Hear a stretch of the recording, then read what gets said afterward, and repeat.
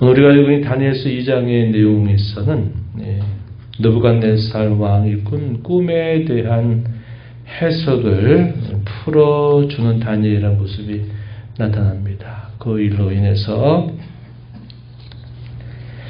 이 느부갓네살은 하나님의 그 위대하심, 하나님 되심을 높이 기리는 모습이 나타나고, 다니엘은 그 일로 인하여 그뿐만 아니라 그의 친구들 모두가 나라의 중요한 일들을 다스리는 직책으로 오히려 승격되는 모습이 나타남을 우리가 확인하게 됩니다.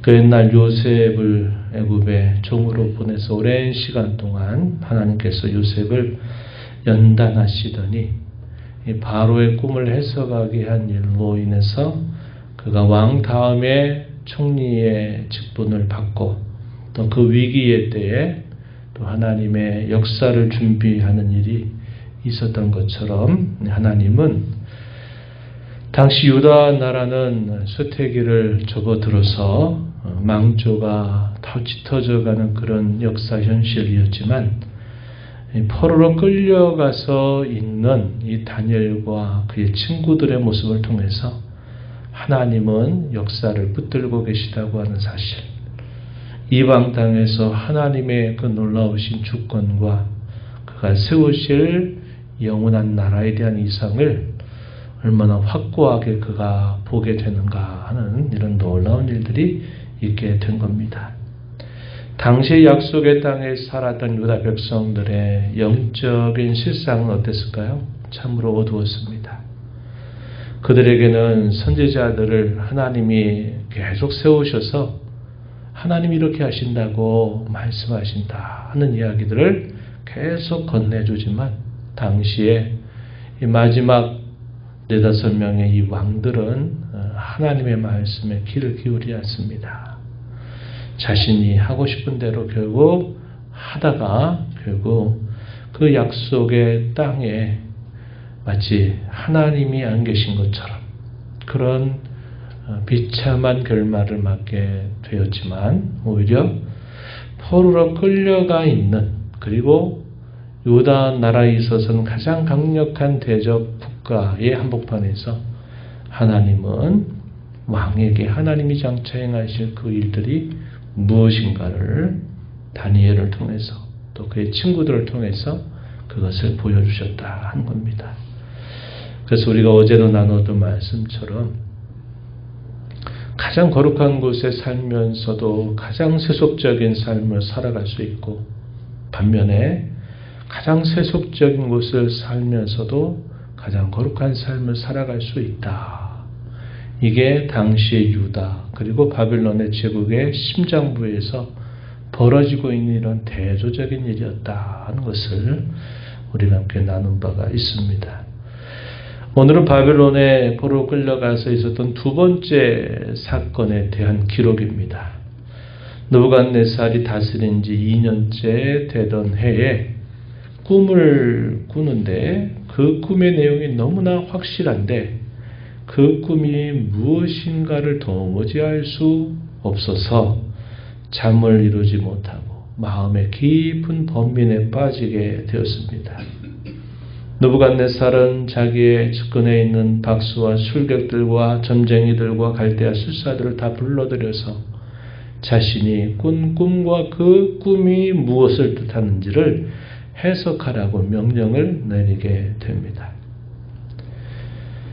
술사들이 왕 앞에 와서 처음엔 이렇게 말하죠. 왕께서 그 꿈을 종들에게 이야기해 주신다면 우리가 그 해석을 보여주겠습니다. 이렇게 이야기를 합니다. 그런 왕은 뭐라고 대답합니까? 9절 말씀에 보면, 아니다. 그 꿈을 너희가 내게 알게 해라. 그러면 그 해석도 너희가 보일 수 있을 것이다. 그래서 그 꾼 꿈에 대하여 아무런 설명을 하지 않고 꿈 자체를 맞추라고 이야기하는 겁니다.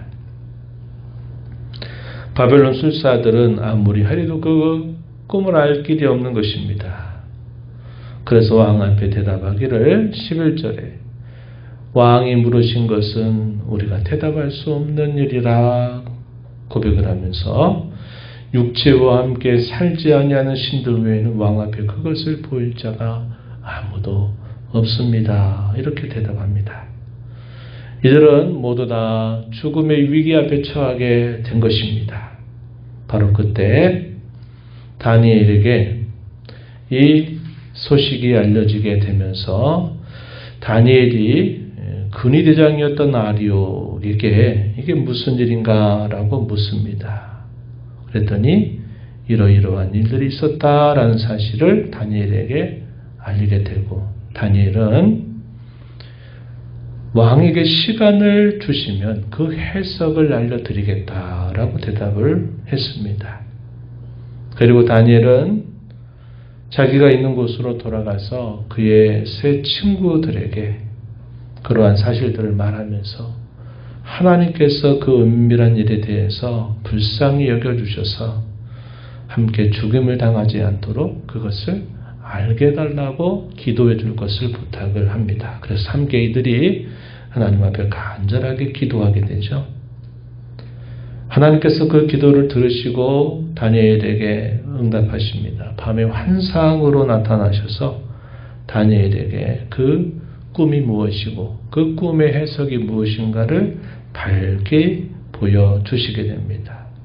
그 일로 인하여 다니엘은 하나님을 향하여 높이 찬송하는 그런 모습이 나타나는 겁니다. 20절 이하에 소개되고 있는 말씀의 내용입니다.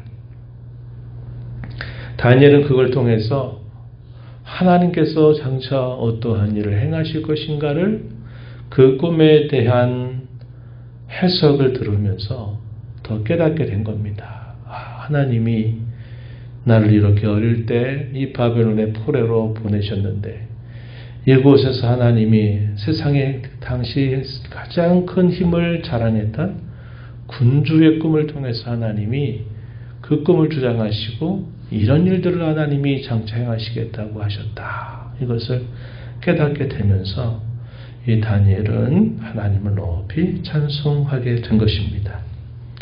20절에 보니까 영원부터 영원까지 하나님의 이름을 찬송할 것은 지혜와 능력이 그에게 있음이로다.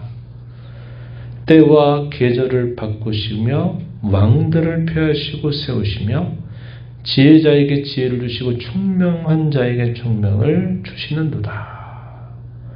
깊고 은밀한 일을 나타내시고 어두운 데 있는 것을 아시며 빛이 그와 함께 있도다. 이렇게 말하면서 하나님의 이 주권, 나라의 흥망성쇠를 주장하실 뿐만 아니라 그 하나님이 결국 모든 역사를 주관하고 계시고 그가 장차 행하실 그 은밀한 일들을 하나님께서 보여주시는 분이시다. 이렇게 하나님을 찬송하고 노래하게 됩니다. 그리고 나서 이 다니엘이 자신이 꿈을 꾸고 그 해석을 하게 대하여 알게 된 내용들을 아리옥에게 전해서 이 아리옥이 느부갓네살 왕 앞에 그것을 전하게 한 것입니다. 그리고 마침내 다니엘이 왕 앞에 서게 된 것입니다.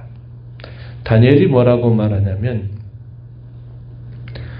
이 왕이 꾼 꿈에 대해서는 그 어떤 사람이나 그 어느 누구도 아무리 지혜를 가지고 있는 사람이나 술객이나 박수나 점쟁이가 있다 할지라도 그들이 알 수 없는 꿈이다 라고 말합니다. 그것은 오직 하늘에 계신 하나님만이 나타내시는 은밀한 꿈이다. 이렇게 말씀을 올리게 되죠. 그러면서 그 꿈에 대해서 쭉 설명을 하면서 하나님께서 장차 행하신 일을 왕에게 보이기 위해서 이 은밀한 꿈을 꾸게 하셨다라고 대답을 합니다. 그리고 나서 그 꿈이 무엇이고 그 꿈에 대한 해석을 설명해 주기 시작합니다. 31절 이하에 소개되죠. 한 큰 신상을 보셨다라고 말하는데 그 신상의 구체적인 모습에 대해서 설명해 주기를 31절 하반절에 보면 크고 광채가 매우 찬란하며 그 모양이 심히 두렵다. 그 영광과 위엄이 대단히 크다라는 사실을 강조하는 표현이죠. 우상의 머리는 순금으로 되어 있고 가슴과 두 팔은 은으로 되어 있고 배와 넓적 다리는 노수로 되어 있고 종아리는 쇠고 발은 얼마는 쇠고 얼마는 진흙으로 만들어져 있는 신상이다.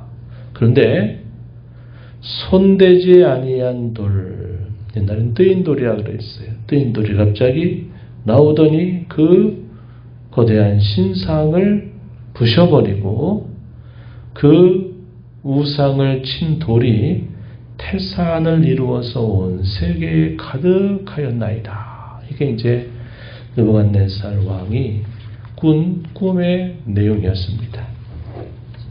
그리고 나서 다니엘이 그것이 무엇을 뜻하는지를 이제 해석을 해주는데 그 해석의 내용은 36절에서부터 길게 소개가 되고 있습니다. 45절까지 쭉 소개가 되는데 이 내용들을 요약하면 이겁니다. 금머리는 느부갓네살이 다스리는 바벨론 나라, 그것을 상징하고요. 더 구체적으로 느부갓네살 당신을 상징한다, 이렇게 표현했습니다. 그리고 그 뒤에 나타나게 될 나라가 바로 가슴과 두 팔이 은으로 되어 있는 나라가 될 것인데 그 나라의 모습에 대해서 쭉 설명해 주는데 이 다니엘서 후반에 가게 되면 그 나라가 어떤 나라냐, 메대와 바사라고 하는 나라가 일어나게 되는 것을 말해 주고 있습니다. 그리고 그 메대와 바사라고 하는 나라가 쇠하게 되고 난 다음에 또 하나의 나라가 일어날 텐데 배와 넓적 다리, 노스로 되어 있는 그 나라가 일어날 것을 말해줍니다. 그 나라가 헬라라고 하는 나라가 된다는 겁니다. 그리고 마지막에 일부분은 쇠로 되어 있고 일부분은 진흙으로 되어 있는 그 모습은 로마라고 하는 나라가 훗날에 세워지게 될 것을 보여주는 것이다. 이렇게 설명을 하는 것입니다. 그리고 나서 손대지 아니한 돌이 갑자기 날아오더니 그 신상 전체를 부셔서 태산을 이루게 하는 그 뜻은 뭐냐? 하나님께서, 하늘의 하나님께서 세우실 나라, 권세가 쇠하지 않고 사람이 바뀌지 않는 영원한 나라를 뜻한다라고 그 내용들을 정확하게 설명을 해주는 것입니다. 이런 다니엘에게 보여주었던, 다니엘 해석해 주었던 그 꿈의 해석처럼 실제적으로 역사가 그렇게 진행이 된 것이죠.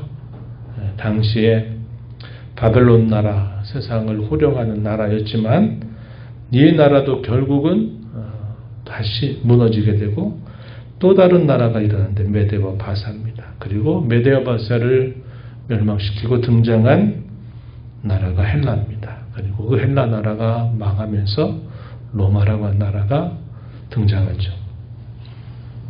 이 로마의 시대에 하나님께서 약속하신 메시아 그리스도가 이 땅에 탄생하시게 되면서 그의 나라를 세우시게 되는 것을 보여주고 있는 내용이 되는 것입니다. 느부갓네살과 모든 신하들이 그러한 해석을 듣고서는 이 느부갓네살이 하나님을 고백하고 찬송하는 모습이 소개되죠.